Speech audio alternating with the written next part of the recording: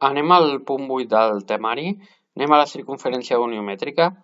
La circunferència goniometríca és una circunferència situada als eixos de coordenades i que té com a radi la unitat.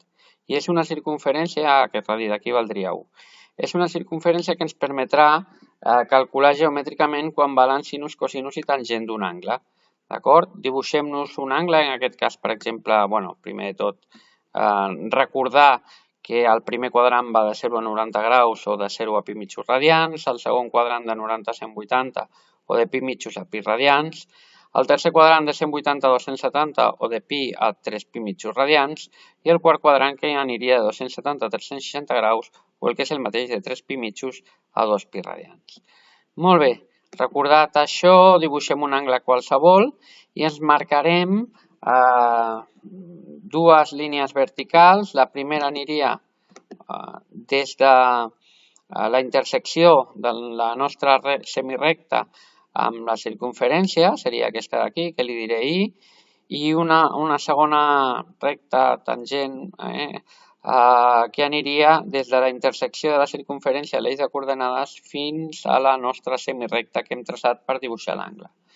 D'acord? Aquesta seria la situació que ens permetrà calcular quan valen sinus, cosinus i tangent de manera geomètrica. Molt bé, dibuixat una miqueta millor i tirant de GeoGebra, la situació que tenim seria aquesta d'aquí.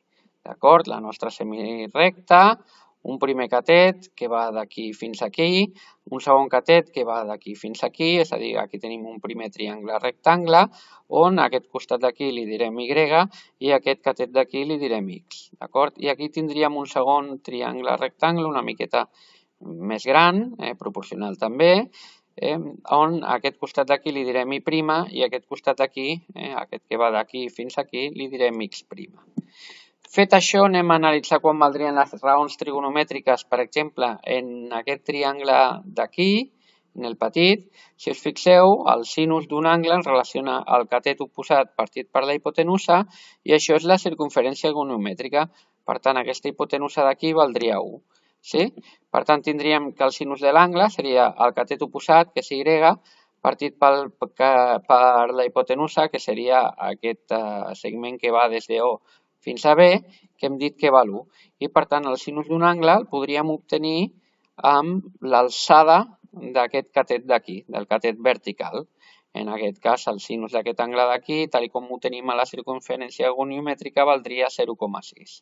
D'acord? És aquesta longitud que va d'aquí a aquí.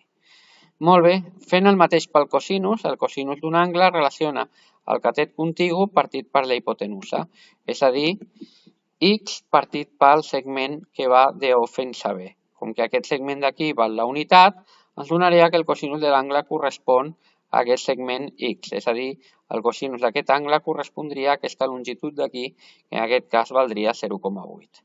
D'acord? Per tant, ja tenim que el sinus seria aquest catet vertical i el cosinus el podríem obtenir mesurant aquest catet horitzontal.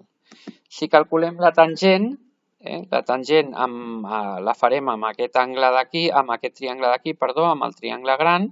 Calcular la tangent ens relaciona el catet oposat partit pel catet contigu, el triangle petit seria I partit per X, però en el triangle gran seria I' partit per X'. Com que X' correspon al radi de la circunferència, valdria 1, i per tant podríem dir que la tangent de l'angle correspon a aquesta línia vertical que tenim aquí, a I'. D'acord? Que en aquest cas no sé quan valdria, però 0,75, efectivament. Entre 0,6 i 0,8 seria 0,75. Molt bé, doncs mesurant aquest segment vertical tenim el sinus, mesurant aquest segment horitzontal tenim el cosinus i mesurant aquest segment d'aquí vertical tindríem la tangent. Molt bé, doncs la conclusió és aquesta, el sinus correspon al catet vertical, el cosinus correspon al catet horitzontal i la tangent correspon al catet vertical del triangle gran.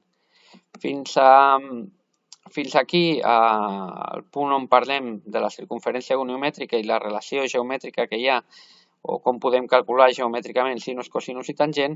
Al proper punt el que farem serà treballar les fórmules trigonomètriques.